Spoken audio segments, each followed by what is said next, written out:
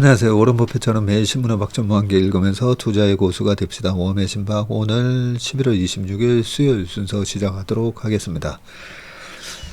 네, 빠르게 웜의 소통하고 신문기사 읽어보도록 하겠습니다. 상호 격려도 좋지만 이제는 성과를 내야 하는 시점이 아닌가 합니다. 네, 그랬더니 서로 격려하며 성과를 내면 되지요. 라고 또 어떤 분이 우리 김미선님이 해주셨고요. 어떠한 장에서도 성과를 내는 게 진정한 고수가 아닌가 싶습니다. 인턴으로서 이런 장에서 뭘 보고 배워야 할지 어떻게 극복하는지 잘 지켜보도록 하겠습니다. 네. 6월 말까지 좋은 성과를 냈고 7, 8, 9 리스크 관리 들어가다가 리스크 시장이 안 빠졌고요. 하지만 그동안에 상반기를 주도했던 주도주들이 보면 반도체가 올라오면서 많이 빠졌어요.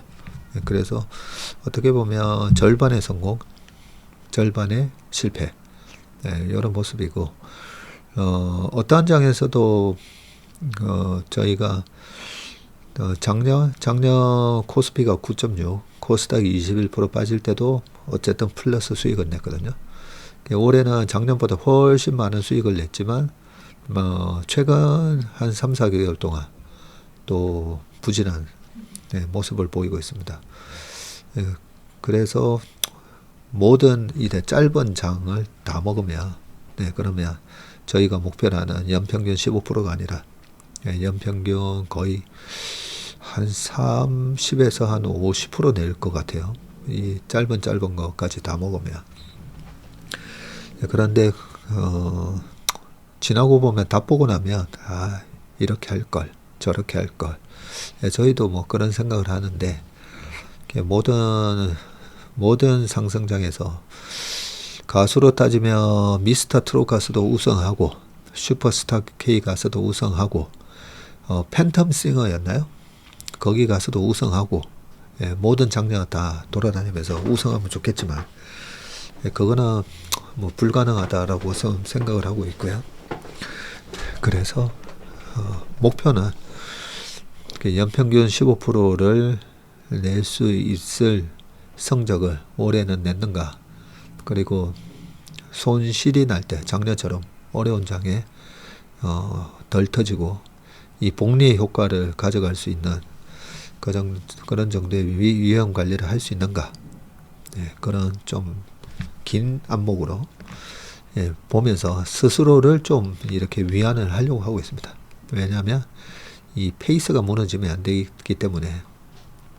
그래서 우리가 예전에 마라톤 같은 경우 보면 옛날에 한국, 일본 막 이렇게 마라톤이나 이런 거 보면 꼭 마라톤뿐만 아니라 뭐 15,000m나 이런 것도 보면 이 페이스를 무너뜨리게 하려고 한 3명이 같이 뛰면 일부러 한 명이 막 달려가지고 상대가 뭐야 쟤 달려가네 하면서 늘 뛰는 페이스대로 뛰어야 되는데 오버 페이스를 하게 만들어서 결국은 자빠지게 만들고 상대를 자빠지게 만드는 역할을 하고 우리 팀의 금메달 우승 후보는 자기 페이스대로 뛰게끔 뭐 그런 전략도 쓰더라고요. 그래서 이게 주식이 어려운 게 내 페이스와 다르게 가는 거를 다 먹어야 되고, 야 저거 지금 쟤 뛰어가는데 왜 쟤 쫓아가야 되는 거 아니냐, 그런 여러 가지. 그래서 나만의 이제 페이스와 나만의 스타일을 지키는 게 중요한 건데, 근데 어쨌든 저희가 이번에 좀 아쉬운 점은 많습니다. 반성하는 점도 많고. 그런데 지금 여기서 어제 되게 기분이 좋았죠. 우리 인턴 분들은 아시겠지만 어제 신차 분석에서 이거 지금 이거 사면 100% 먹는데 이런 종목이 하나 막 눈에 보이잖아요. 그런 종목들을 이제 기다리면 나오잖아요. 기다리면 나오는데, 야 저기 얘 뛰어가는데 야 뭐 빨리 뛰어가야지.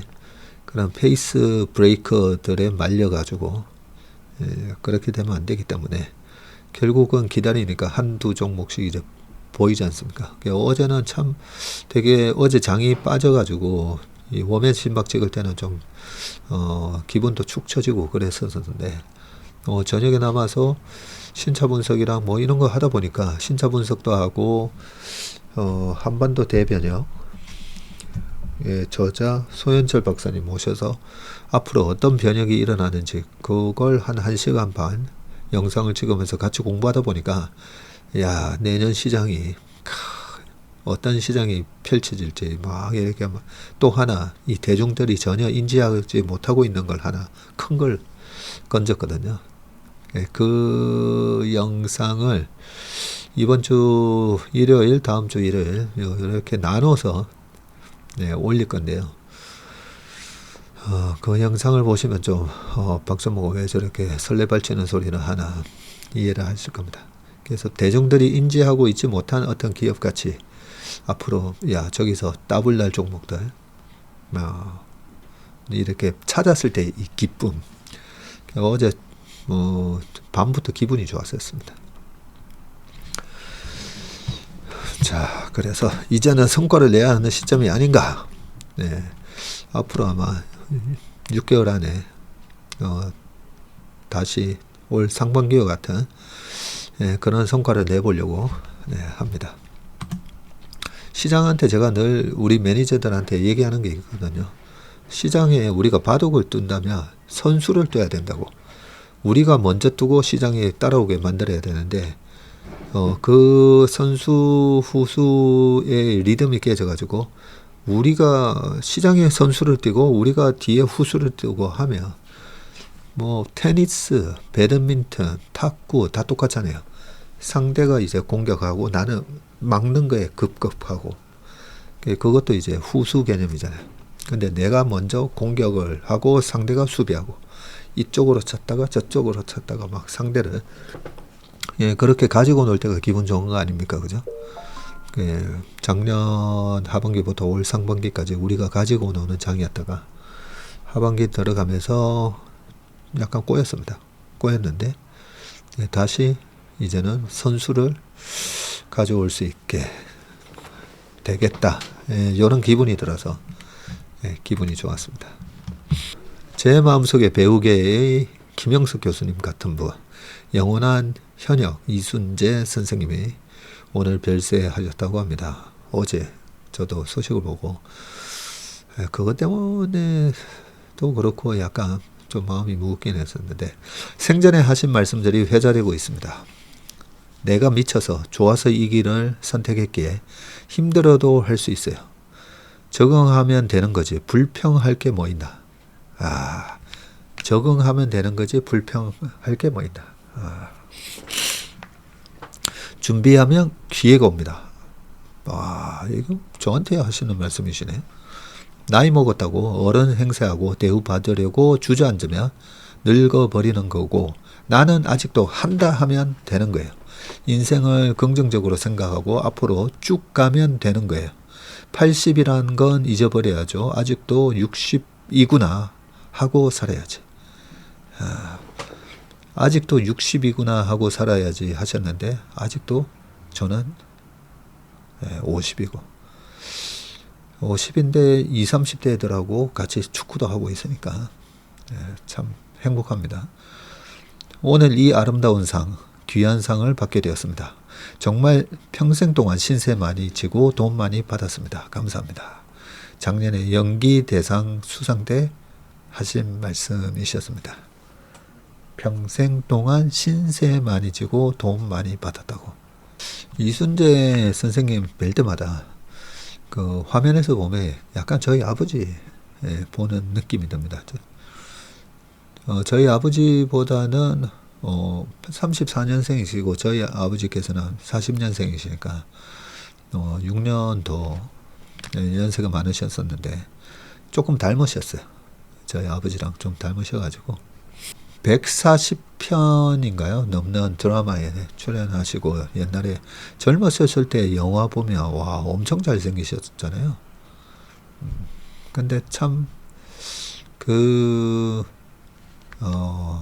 배우계에서 저렇게 영원한 현역, 작년에 연기대상 수상도 하시고, 어떻게 보면 이제 90 넘어서 돌아가셨으니까 안타깝기는 하지만 호상이잖아요. 어떻게 보면 한 10년 더 활동하셨으면 좋았을 건데, 아무튼 참 많은 우리에게 또 가르침을 주시고 가신 것 같습니다.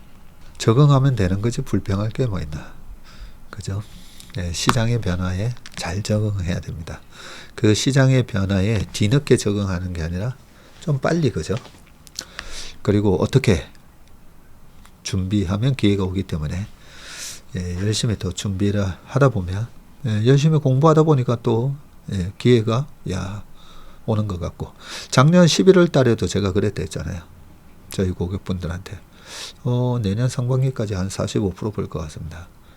그때도 아무런 장애 기회가 확 보이니까요. 우리 시장은 왜 이렇게 약한 걸까요?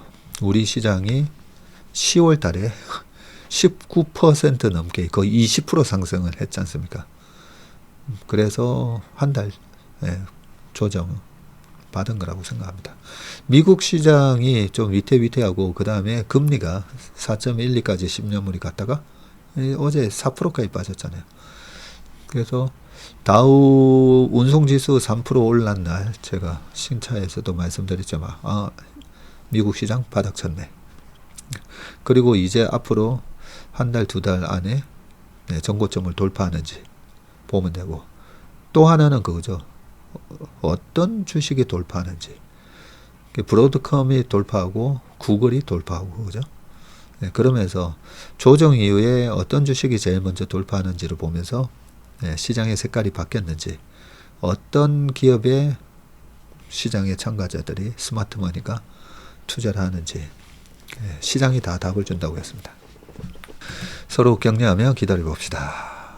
그동안 빨간불이 많이 들어올 때도 있었으니까 앞으로는 기다려보면 또 오겠지요. 몸의 심박은 저의 저녁 루틴 중 하나입니다. 어제 죄송합니다. 업로드가 어제도 좀 늦었었죠. 화요일인데 전문의 목소리와 안색이 피곤해 보이십니다. 시장이 만만치 않은 것 같습니다.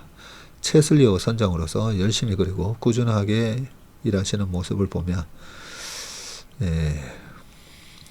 열심히 안 할 수가 없죠.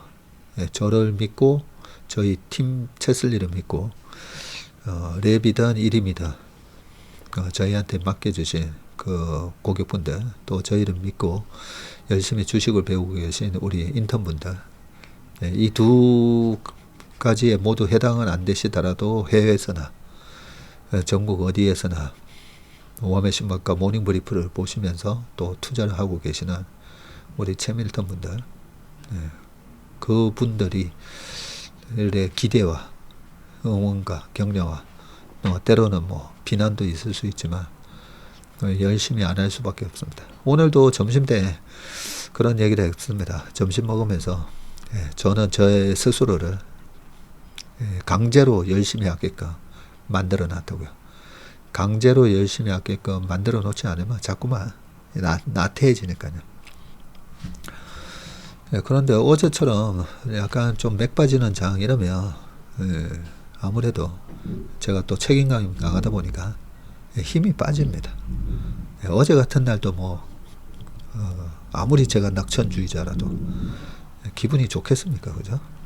많은 분들이 저희를 믿고 기대하고 계시는데 성과, 빨리 성과가 나기를 또 기다리고 계시다 보니까, 그런데 그럴 때일수록 제가 그래도 좋아하는, 제가 그나마 이 업계에 살아남은 이유가, 그렇다고 저녁 때 가가지고 인사불성이 되도록 술 퍼마시고 몸을 망치는 줄담배를 피면서, 그게 아니라 어제도 그렇게 강제로 신차 분석하다 보니까, 그죠? 또 삼성바이오 분할에 대한 질문들 남겨주시다 보니까 그거 이렇게 분석하면서 또 하나의 큰 왕건이 하나 건졌지 않습니까, 그죠? 그리고 그렇게 나랑 궁합이 맞는 주식이 있습니다. 궁합이 맞는 주식이. 그런 궁합이 맞는 주식이 기회를 딱 줬을 때, 아, 요거 내가 기다리던 이 홈런을 기다리던 그 공이 오는 거죠.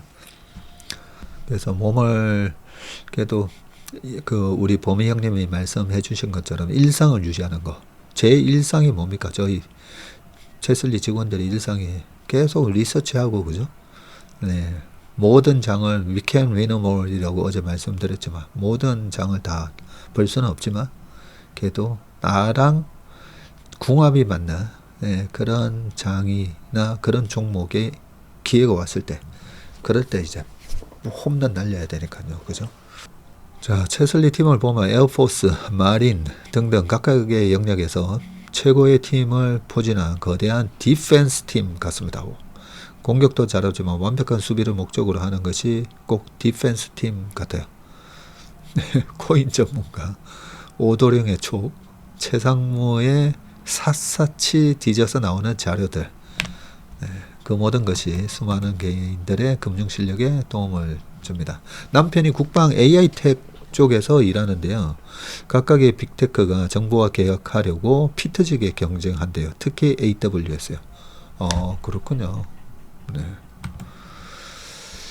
우리 딥스티치 디지털 아트니 다음에 한국 오시면 꼭 연락을 한번 주십시오.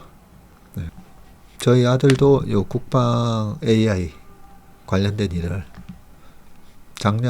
재작년에 했었거든요. 재작년부터 작년 초까지 했던 일이 이쪽 일이었기 때문에 다음에 한번 한국 오실 일이 있었으면 연락 주시기 바라겠습니다. 어떤 일을 했는지 들으시면 깜짝 놀라실 겁니다. 이런 아침부터 천둥 번개가 요란스럽네요. 차 안에서 빗소리를 들으며 모닝 브리프를 들었고 퇴근해서 바로 웜의 심박을 들으며 하루를 마무리합니다. 네, 어제 아침에 비가 살짝 그쳤었는데 새벽에 저는 천둥번개 소리 못 듣고 꿀잠 잤었는데요. 그게 우리가 날씨도 오랜 기간 동안 우리나라 날씨에 경험을 하다 보니까 천둥번개가 치나 보나 이거잖아요. 근데 어렸을 때 막 천둥 번개가 치면 되게 무섭고 그랬었습니다. 그죠? 네, 그런 것처럼 주식시장에도 언제든지 이 이상기류 현상, 터뷸런스가 있고 또 천둥 번개도 칩니다. 우리를 두렵게 만드는. 근데 그게 다 주식시장의 하나의 일부에 해당되는 거 아니겠습니까? 그죠? 주식은 기다렸다가 사는 거고 집은 사놓고 기다린다는 말을 들은 적이 있는데, 와, 요즘 봐서는 주식도 공부해서 매수하고 기다리는 건 아닐런지요. 예. 좋은 말씀이네. 주식은 기다렸다가 사는 거고 막 사고 싶을 때 막 들어가면 잘 물리니까 기다렸다가 사는 거고, 집은 기다리면 안 내려오니까 사놓고 기다린다. 좋은 말이네요. 보니까 오늘도 홀렸습니다. 요즘 책 읽기를 게을리하고 있는데도 이렇게 책 소개를 해주시면 저도 모르게 주문 버튼을 누르게 됩니다. 사놓고 아직 마무리 못한 책들이 있는데 또 솔깃솔깃 이 팔랑귀를 어떻게 하나요? 네, 거기 말씀드릴게요. 저희 아버지께서 어릴 때 3가지 일에는 돈 쓰는 걸 아끼지 마라. 첫 번째가 좋은 친구 사귈 때, 두 번째가 좋은 책 사보는 거. 좋은 책, 저 책이 좋은 것 같은데 하는데 저거 살까 말까? 네, 그냥 사시면 됩니다. 세 번째는 뭐냐고요? 네, 좋은 음식. 네, 좋은 음식을 내가 저걸 이게 뭐 입에 좋은, 몸에는 안 좋고 달콤한 그런 거를 말하는 게 아니라 좋은 음식, 우리 몸에 좋은 음식. 그런데 좀 비싼데 몸에 좋은 음식인 것 같은 거는 돈 아끼지 마라. 그러셨습니다. 우리가 보면 의사결정을 항상 보면 평생이 이 decision making, 의사결정의 과정이잖아요. 인생 전체가.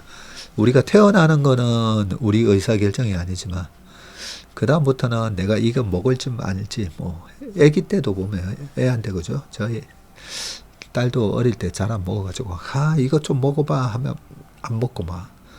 그게 다 디시전 메이킹의 과정입니다. 쭉 보면. 근데 그 디시전 메이킹의 과정에 이런 원칙들이 있으면 좋습니다. 그죠? 이런 세 가지에는 돈을 아끼지 마라. 네. 어제 뭐였죠? 한 점 그림으로 일난 경제. 요거였죠. 지난주에 부자빠 투자 불변의 법칙. 사서 다 안 읽더라도 네, 일단 책상에 이렇게 놔두면 읽게 됩니다. 삼성바이오로직스 에피소 궁금했는데 설명해 주시면 감사합니다.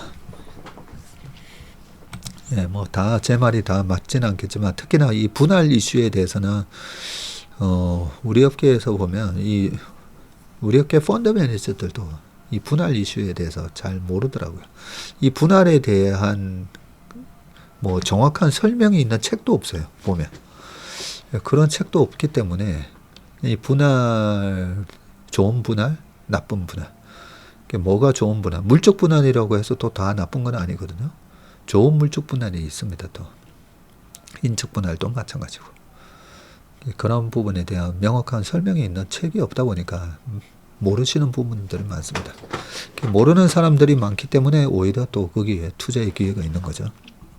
펀치 짚어주시는 채슬리 시장 현황, 네, 감사합니다 하셨고요. 책 읽기에 소홀했던 제 자신을 돌아보며, 사실 저도 어릴 때 책 보는 거 되게 좋아했었는데 커서는 신문은 꼬박꼬박 봤어도 언제부턴가 책을 또 많이 안 읽게 되더라고요. 책을 나이가 들면 들수록 그런 게 아닌가 싶습니다. 우리가 집중력이 떨어지다 보니까 책 보다 보면 자꾸만 잡생각도 나오고 그죠. 네, 그러면서 점점 더 읽는 책 수가 이래 줄어들게 되는데, 이렇게라도 강제로라도 저한테 막 책이 날라올 때마다 이렇게 목차부터 이래 쭉 보다 보면 좋은 책들이 하나씩 걸려들더라고요. 강제로라도 읽어서 좋습니다. 추천사 써들라고 하면 원고 또 읽어야 되잖아요. 자, 조정장은 양떼 무리 속의 염소 같아요. 제 포트에 있는 반려주들이 꽃인지 꽃을 가장한 잡초인지 탐구하게 만드네요. 아무리 봐도 잡초는 없는 것 같은데 이대로 들고 가면 되겠죠? 하셨습니다. 지난번에 그 양떼 속에 염소 얘기했잖아요.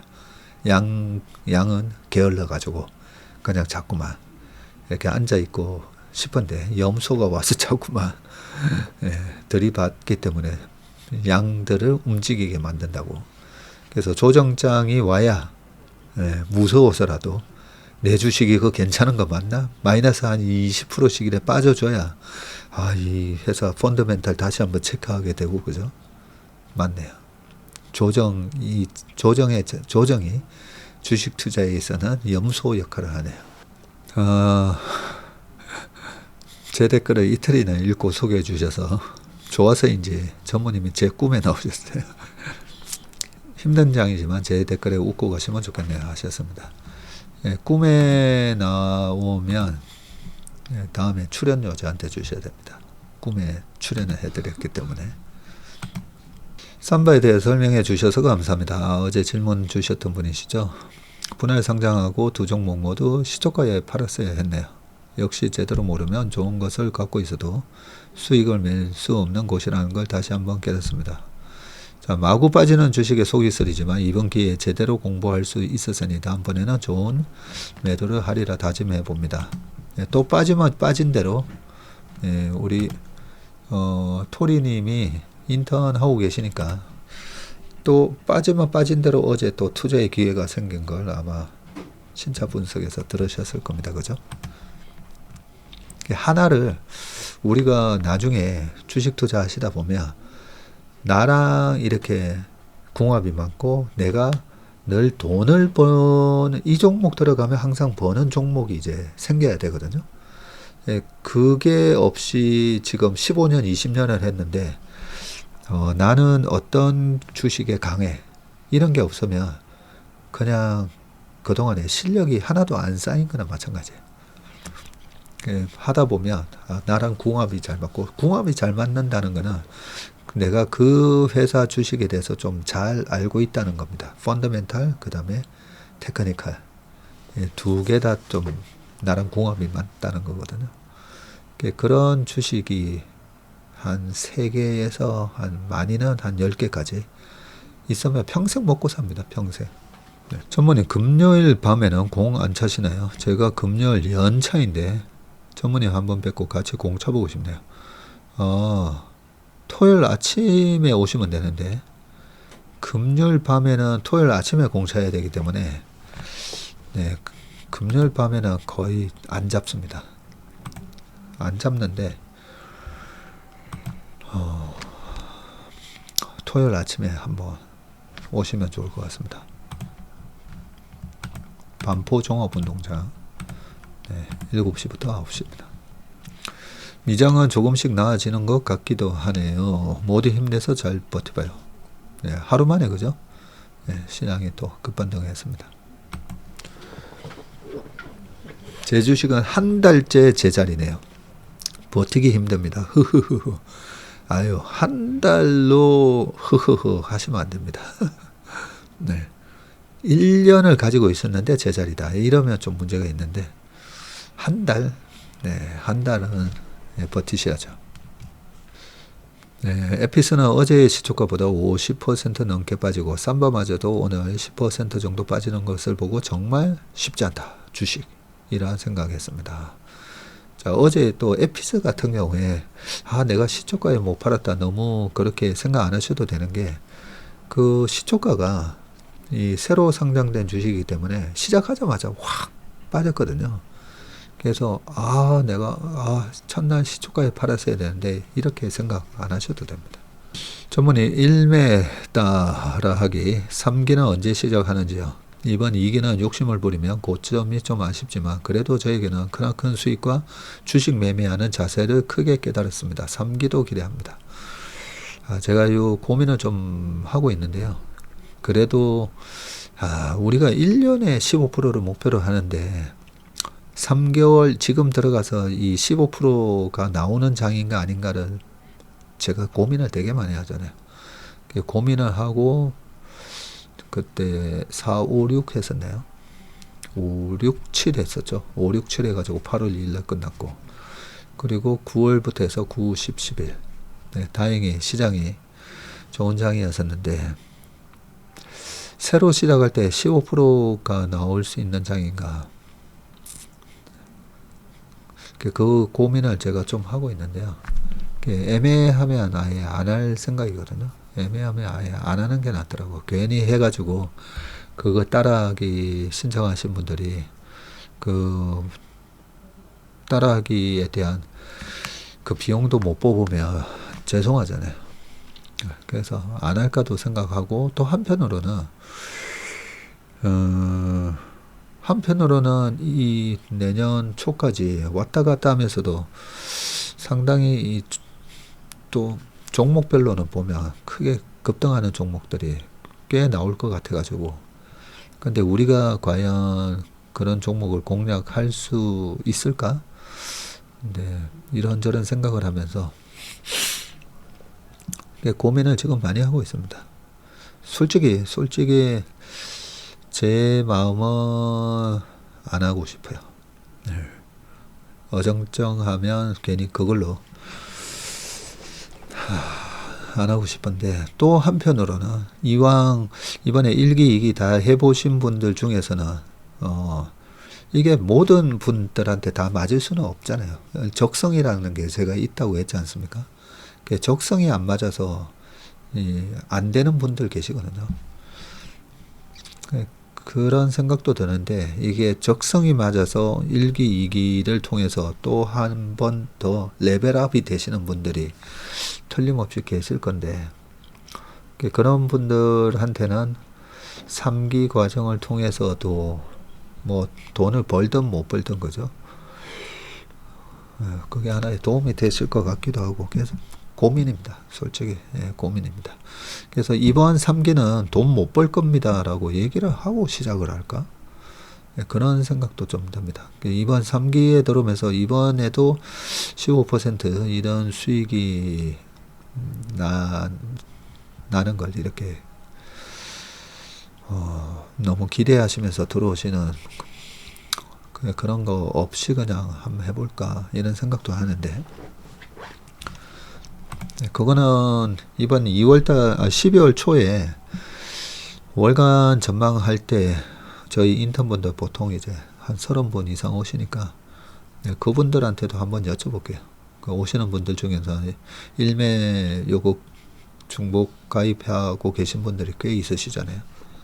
그분들하고 한번 설문조사 해보고, 애매해도 하고 싶다 그런 분들이 10분 중에 5분 이상 나오면 하고, 애매하면 안 하는 게 낫습니다 이러면 안 하든지 하겠습니다.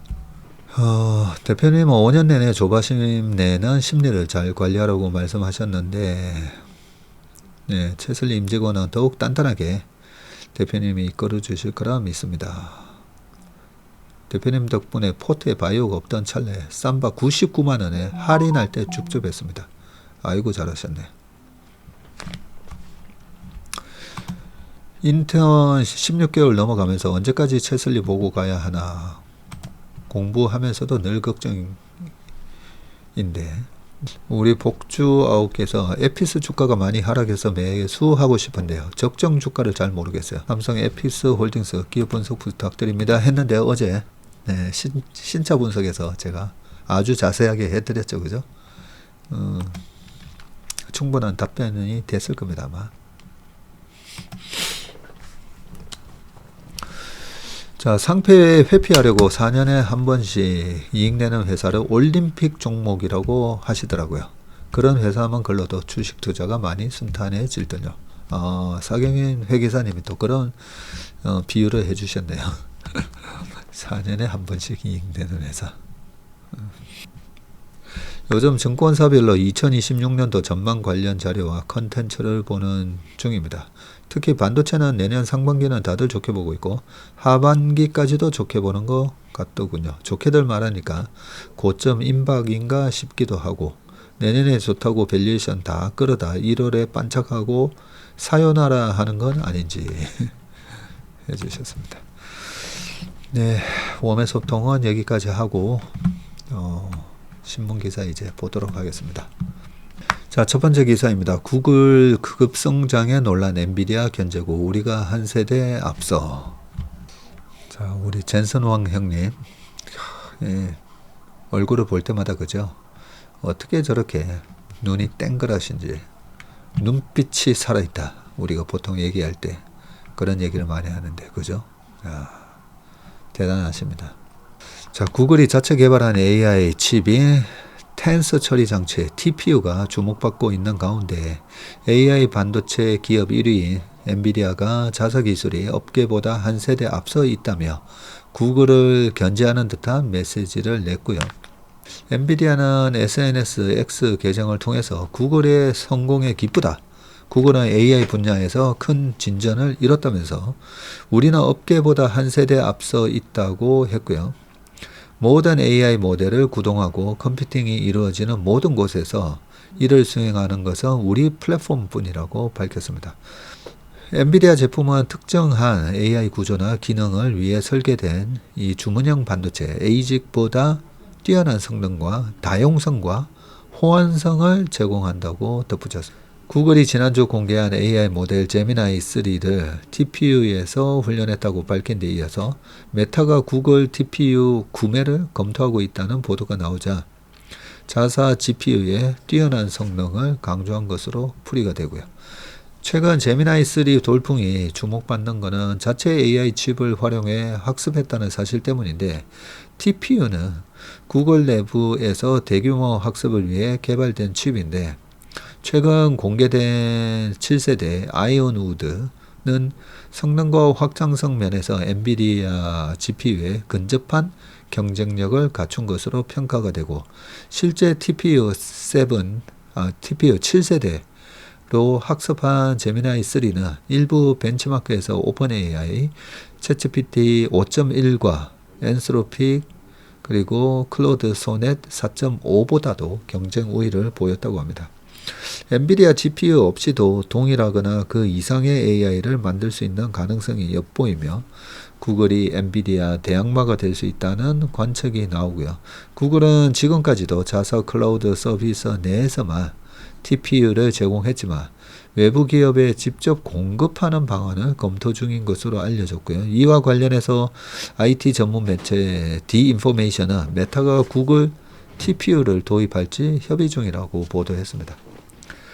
만일 메타 등 빅테크 업체들이 AI 자체 칩 개발 계획을 조정하고 구글 TPU 도입을 늘린다면 AI 반도체 시장에 큰 변화가 나타날 것으로 예상이 되고 엔비디아가 사실상 독점하던 AI 반도체 시장이 엔비디아 진영, 구글 진영으로 나뉠 수 있다는 전망도 나오는데 업계에 따르면 엔비디아 GPU는 전체 AI 칩 시장의 90% 이상을 차지하고 있습니다.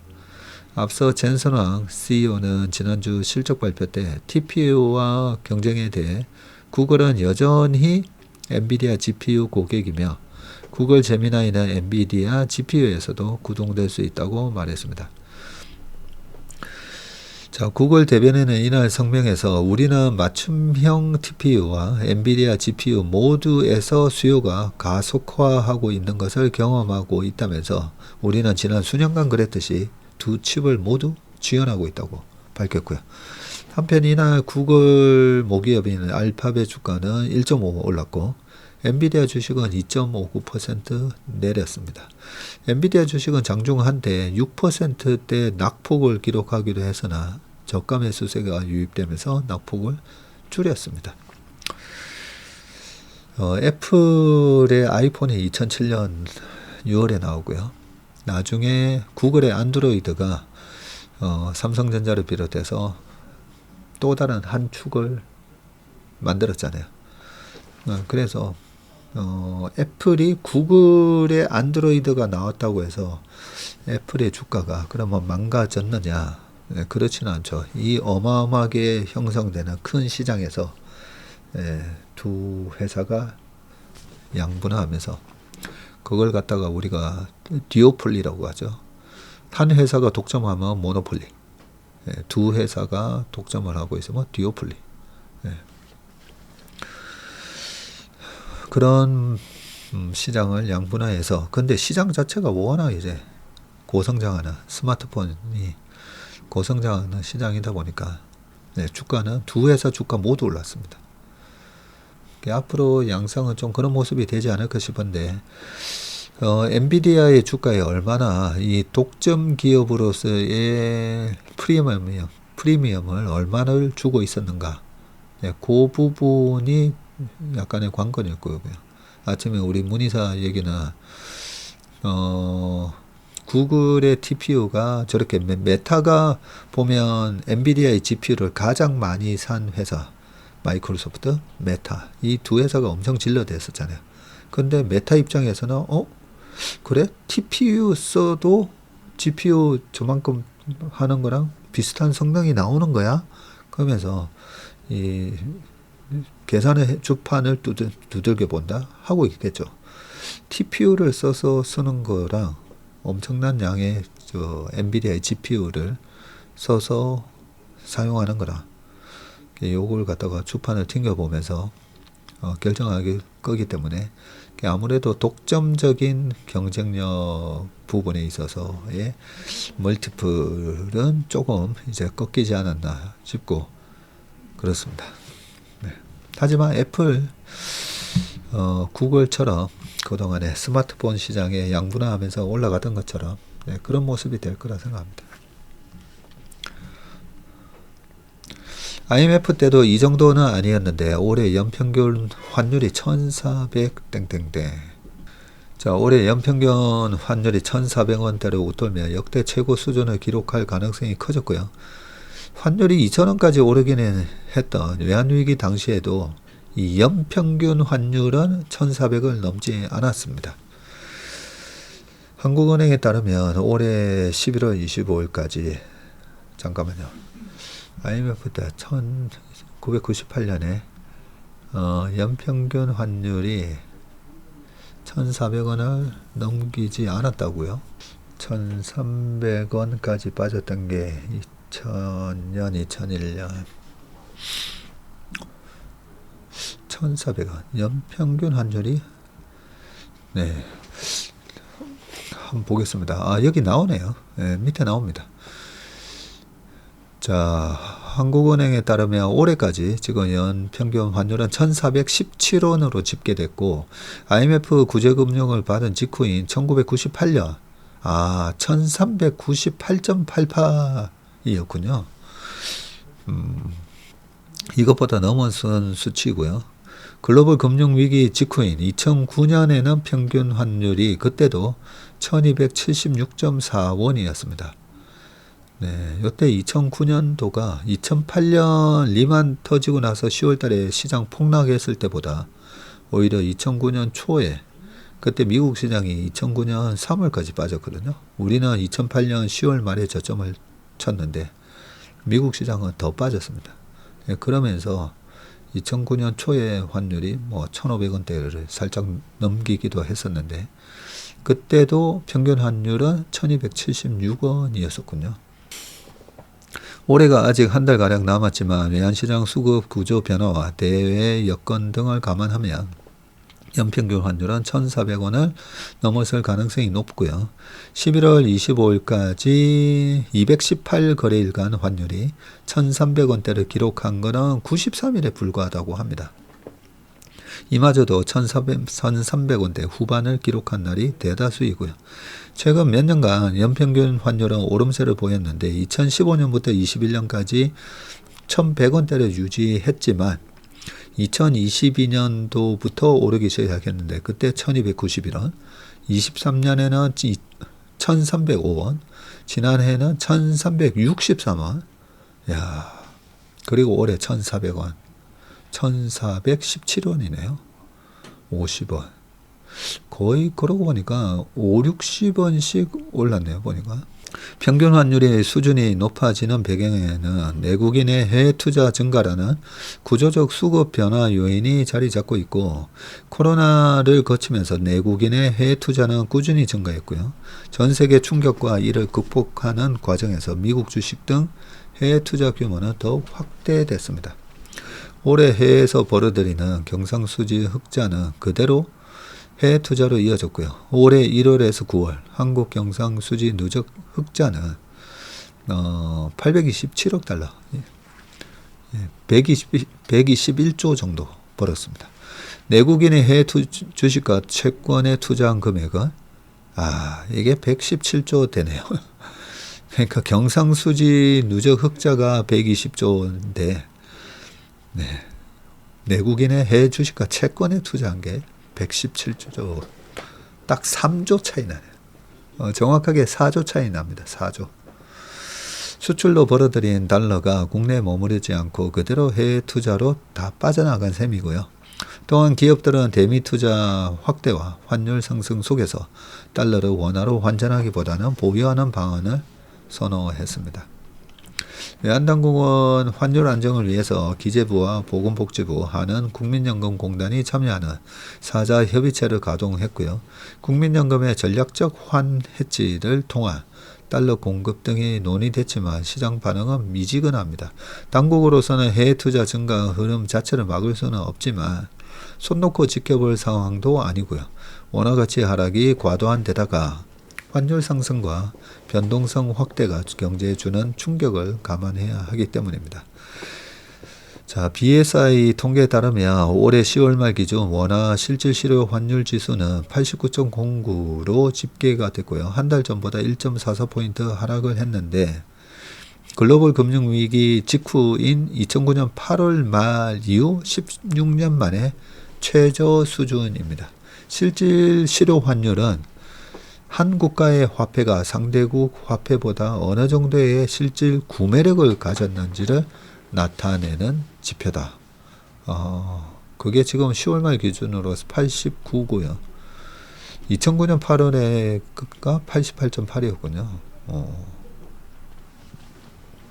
근데 2009년 8월 이후로 계속 그 실제 환율이 올라가는 거겠죠. 우리나라의 돈의 가치가 실질 구매력이 올라왔었습니다. 2011년 차정 장세가 거의 이제 꼭지를 쳤을 때, 그때 환율이 1100원이 깨졌던 걸로 기억하는데 1500원까지 갔던 환율이 1100원이. 자, 요 관련된 기사 조금만 더 읽어볼게요. 번 돈 절반 빠져나간다고 해외 투자의 역습이라는 제목인데, 한국에서 벌어들인 돈의 절반 이상이 해외로 빠져나가고 있고, 한국은행이 발간한 순대외 자산 안정화 가능성 평가 시사점 보고서에 따르면 올해 6월 기준 우리나라의 이 NFA 순대외 자산은 1조 304억 달러, 약 1500조로 집계됐다. 와, 그래요? 자, 국내 총생산 GDP 대비해서 56%에 육박하는 수준이고요. 그러게요. NFA는 대외 금융자산에서 대외 금융부채를 제외한 수치이고요. 즉 우리나라에서 가진 해외 자산이 해외로부터 빌린 돈보다 훨씬 많다는 뜻입니다. 우리나라 NFA는 2014년 3분기에 플러스로 전환한 뒤 지난해 4분기 처음으로 1조 달러를 넘었었습니다. 대외 건전성 측면에서는 긍정적이죠. 해외로부터 배당과 이자 소득이 국내로 꾸준히 유입이 되고 대외 채권 의존도가 낮아져서 대외 충격을 흡수할 수 있기 때문입니다. 문제는 국내에 머물 자본이 줄어드는 자본 공동화 징후로 해석될 수 있다는 점인데, 제접 공동화가 공장 이전이라면 자본 공동화는 자금의 이탈을 말하는 겁니다. 자, 최근 국내 자본의 해외 유출 현상이 심화되고 있고요. 개인 투자금부터 기업 자금까지 일제히 해외로 빠져나가고 있습니다. 2025년 3분기 국제투자대조표에 따르면 올 9월 말 기준 우리나라의 대외 금융자산이 2조 8천억 달러로 집계가 됐고 2분기에 2조 한 7천억 달러 대비해서 1158억 달러나 증가하면서 역대 최대치를 경신했습니다. 이 같은 현상에 우리나라 경제 기초 체력이 약해질 수 있다는 우려가 나오는데, NFA 증가는 국내 자본시장 투자 기반을 약화하고 환율 약세 압력을 가하며 글로벌 리스크 노출을 확대하는 등 부정적인 측면이 있다고 보고 있고요. 국내 투자가 이루어지지 않으면 일자리가 줄어 소득이 감소하고 소비가 위축되는 악순환에 빠질 것이라고 지적했습니다. 자, 국내 자본이 해외로 유출되는 이유는 복합적인데 우선 국내 수익성이 저조하기 때문이고요. 기업 입장에서는 비용 부담은 큰데 국내 시장 전망이 밝지 않다면 굳이 한국에 투자할 이유가 없기 때문이고, 주식 투자 관점에서도 그동안 코스피 수익률은 전 세계 주요 증시 수익률에 못 미쳤고요. 지난해 S&P 500이 23% 오른 반면에 코스피는 10% 하락을 했습니다. 조장욱 서강대 교수는 수익성이나 위험이 조금만 변동해도 자본은 이동하기 마련이라면서 국내 수익성을 높이고 불확실성을 줄이는 조치가 시급하다고 말했고요. 최근 미국 쏠림 현상도 자본 유출을 부추기는데, 공급망 재편에 따라서 전 세계 자본이 미국으로 이동 중이고 국내 기업 역시 시장 접근성과 규제 회피 차원에서 대미 투자를 확대하는 분위기이고요. 현대차 그룹은 미국 조지아주에 74억 달러를 투입해서 미국에 전기차 공장을 건설 중이며, 전자도 텍사스주 텔러시를 차세대 파운드리 거점으로 선언하면서 170억 달러 투자를 결정했습니다. 해외 투자 접근성이 개선된 점도 개인 투자자의 자금이 쉽게 해외로 빠져나가는데 한몫을 했는데, 증권사 모바일 트레이딩 시스템은 갈수록 해외 주식 거래를 편리하게 바꾸고 있습니다. 개인 투자금이 과거보다 쉽게 해외로 빠져나갈 수 있는 환경이 됐고요. 지난 10월 국내 투자자의 미국 주식 보관액은 전월 대비 9%나 증가한 1,700억 달러, 약 220조 정도 됩니다. 야, 우리가 미국 주식을 220조 원나 들고 있습니다. 최근에는 원화 약세가 자본 이탈을 가속화하는 주된 요인으로 꼽히는데 지난 11월 12일 원달러 환율이 장중에 1470원을 뚫었습니다. 이처럼 고환율 기간이 길어지면서 개인과 기업 모두 해외 자산을 보유하는 전략이 상대적으로 유리해졌고 해외 주식 투자자는 원화 환산 평가액이 높아져서 마치 수익률이 올라간 것 같은 착시 효과가 나타납니다. 이 과정에서 해외 투자가 확대되는 흐름이 반복되면서 국내 자금 유출이 더 가팔라지는 구조입니다.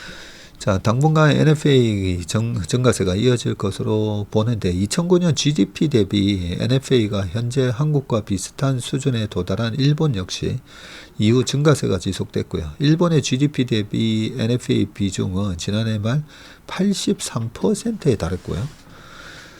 한국은행 관계자는 국민연금의 해외 투자 지속과 국내 투자 수익률 저하 등 NFA를 확대하는 국내 요인이 단기적으로 해소될 가능성은 높지 않다면서 국내 시장의 투자 매력을 높여 과도한 민간 부문의 해외 투자 편중 경향을 완화할 필요가 있다고 강조했습니다.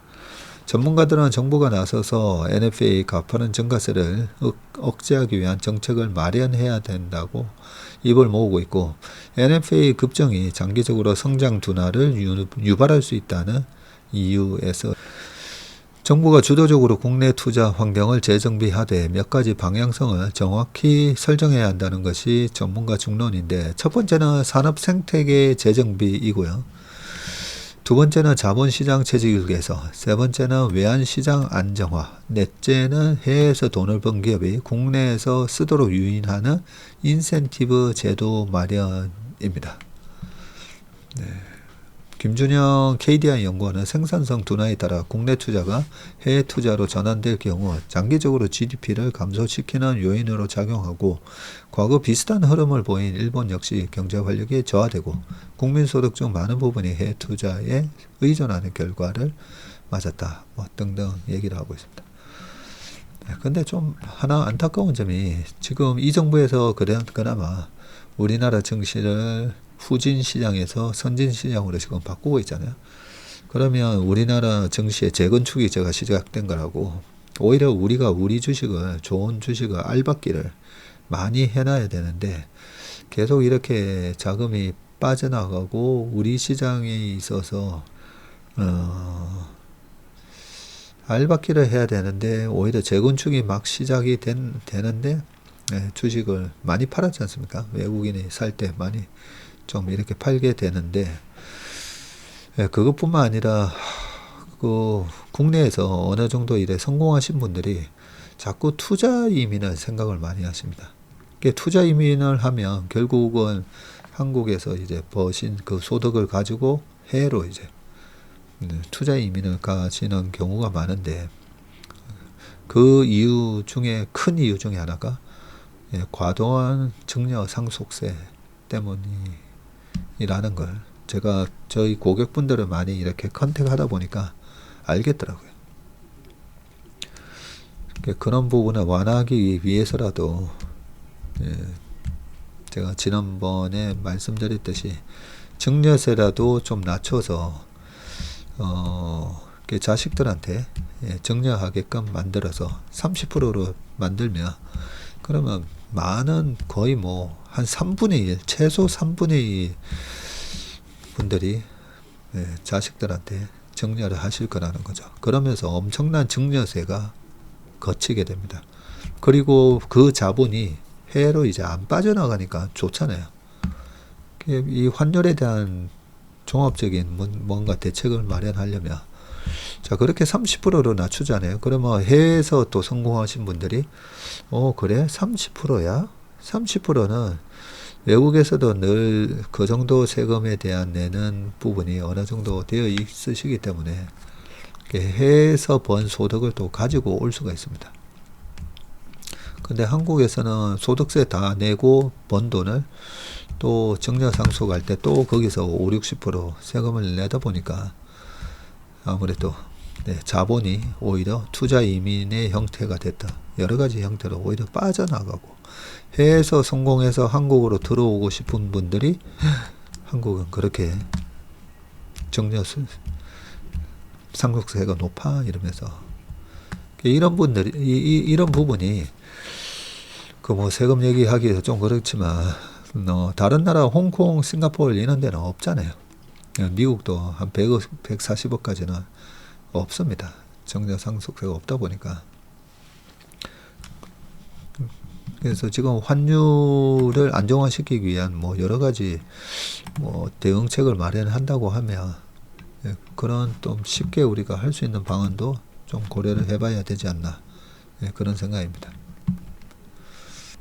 비트코인 참 팔아치운 부자 아빠 이번에는 은 가장 좋고 안전. 저는 이거 기사 제목을 보면서 얼마 전까지 계속 비트코인 사야 된다 하셨잖아요. 베스트셀러 이 부자 아빠 가난한 아빠 로버트 기요사키가 역사상 가장 큰 붕괴가 시작됐다고 주장하면서 금과 은과 비트코인 등 대체 자산 비중을 늘릴 것을 강조를 계속 해왔었고요. 특히 내년 은값이 온스당 200달러까지 상승할 수 있다는 전망을 내놨는데 23일 3일 전 그는 은은 현재 온스당 50달러 수준이지만 곧 70달러에 도달할 전망이라면서 내년에는 200달러까지 오를 가능성이 있다고 밝혔다. 그래요? 저는 내년에 200달러 안 간다에 제 돈 5만원과 자, 이어서 지금은 더 많은 금과 은과 비트코인, 이더리움을 매입할 때다. 50달러인데 저는 100달러도 안 넘어갈 것 같은데요. 근데 내년에 200달러까지 오른다고? 모르겠습니다. 기요사키는 이번 위기가 특정 국가가 아닌 전 세계적 문제라고 주장하면서 그는 미국뿐 아니라 유럽과 아시아도 붕괴 중이라면서 AI가 일자리를 대체하고 일자리 감소는 부동산 시장 붕괴로 이어질 것이라고 전망하면서 2013년 출간한 부자 아빠의 예언에서 역사상 가장 큰 붕괴가 올 것이라고 언급했다면서 안타깝게도 그 붕괴는 이미 도착했다고 강조했습니다. 최근 금융권에서도 은값 추가 상승의 가능성을 언급하는 분석이 잇따르고 있는데 올해 들어서 은 가격은 70% 이상 급등했지만 여전히 상승 동력이 있다는 평가입니다. 뱅크 오브 아메리카는 올해 은 가격 목표치를 기존 44달러에서 65달러로 상향 조정했고요. BOA는 미국 등 주요국 기준금리 인하로 실질금리가 떨어지면 금과 은 투자가 더 부각될 것이라고 분석을 했고 금은이 이자를 지급하지 않는 자산이기 때문에 금리 하락기에 더 선호된다는 설명입니다. 자, 최근 비트코인을 매도한 사실을 공개한 직후에 이런 발언이 나왔는데 그는 그간 비트코인은 절대 팔지 않는다. 2030년까지 비트코인이 100만 달러 넘을 것이다. 이렇게 수차례 강조를 했는데 정작 이달 22일에 225만 달러 33억 원 규모 비트코인을 처분했다고 밝혔습니다.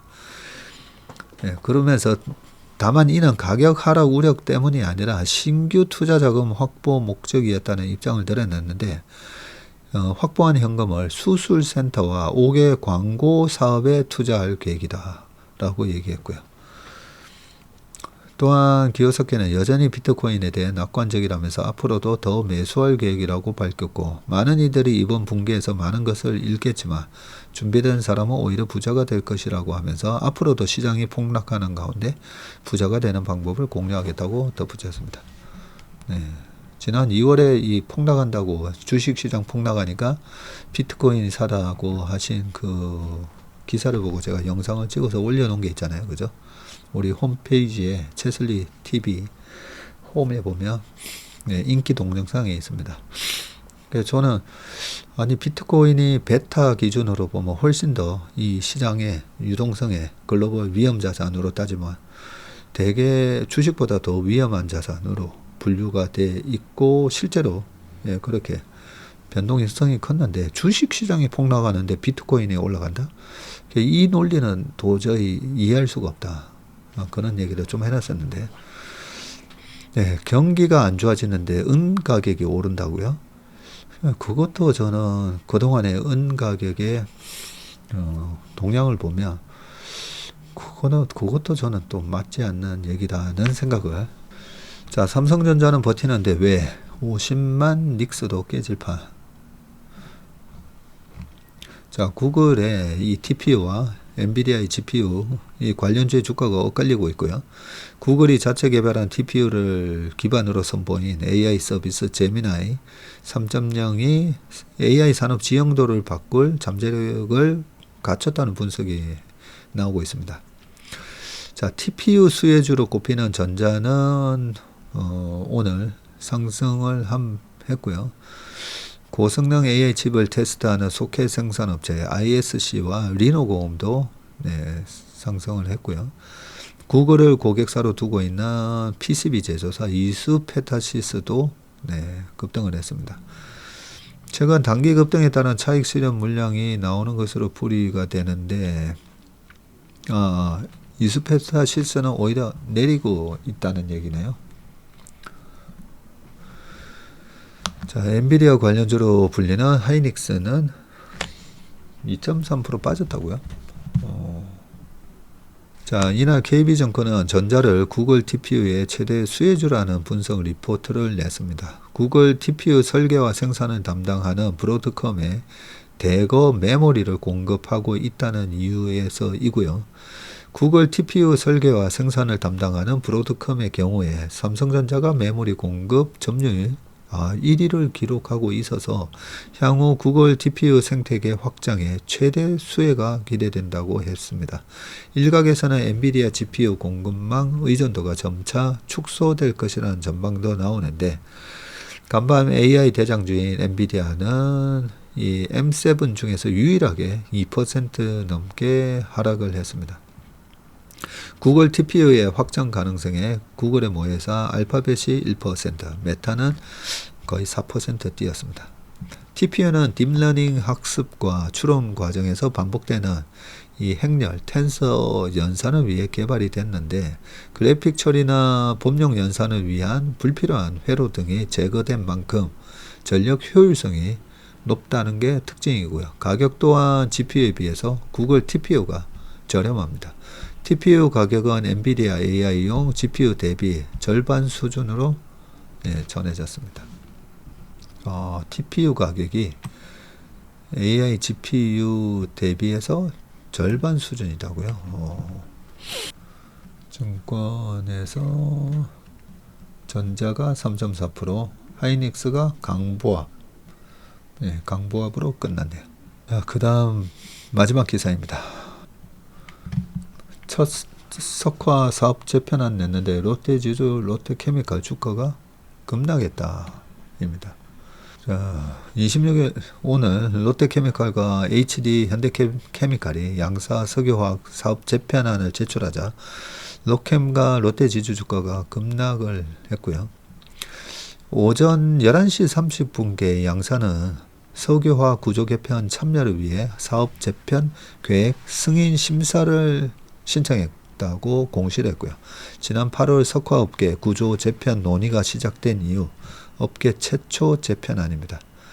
공시에 따르면 롯데케미칼은 대산 공장을 물적 분할하고 여기 물적 분할 얘기가 나오네요.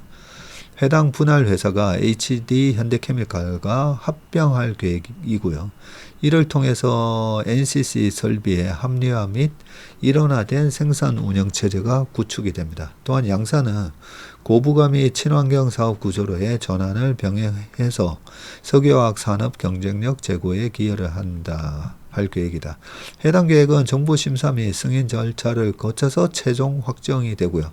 양사는 사업 재편안이 승인되면 추가 협의를 통해서 세비 운영을 위한 최적의 방안을 마련할 방침입니다. 사업 재편 계획이 공개된 이후 오후 2시께 롯데케미칼 주가가 한 5% 하락을 했고 롯데지주도 4.5% 하락을 했습니다. 이날 장 초반 롯데케미칼 주가는 사업 재편안이 공개될 것이라는 기대감에 83,000원을 넘어서기도 했지만 막상 사업 재편 내용이 공개되자 매도가 쏟아지는 모양새다.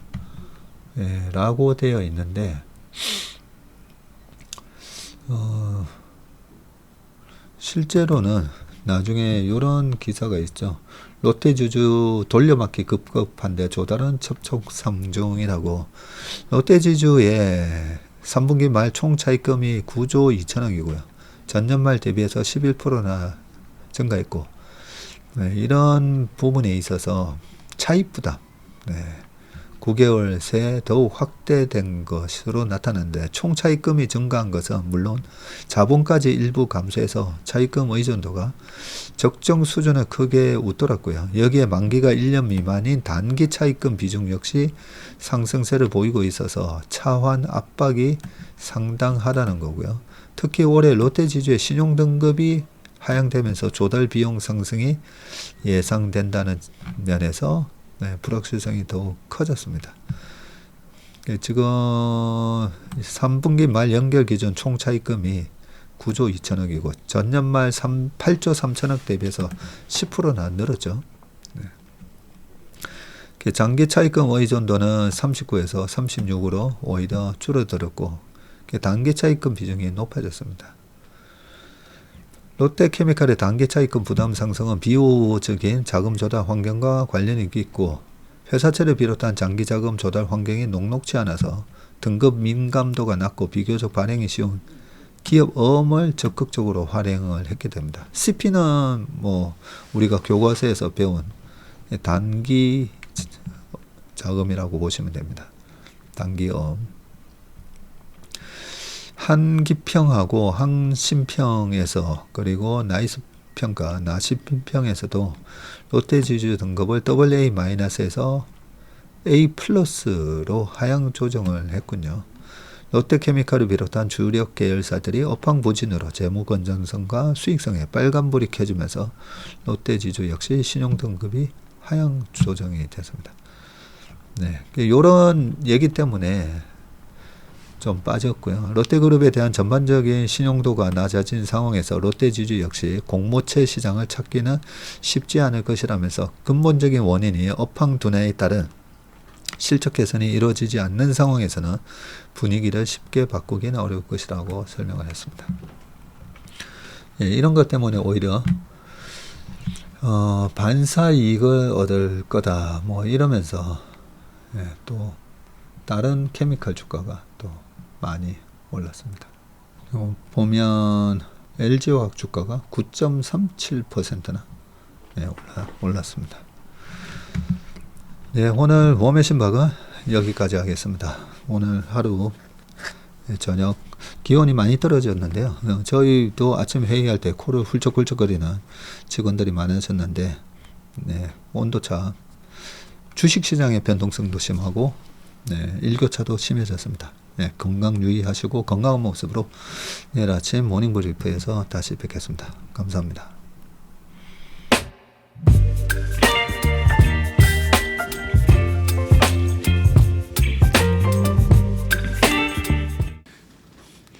안녕하세요. 채슬리 투자자문의 박세익입니다. 최근 저와 채슬리 이름을 도용해서 투자 사이트라든지 밴드, 텔레그램, 카톡 채널 등에서 이 리딩방으로 유도한 뒤에 금전적인 피해를 입히는 이 사칭 사례가 빈번하게 지금 발생하고 있습니다.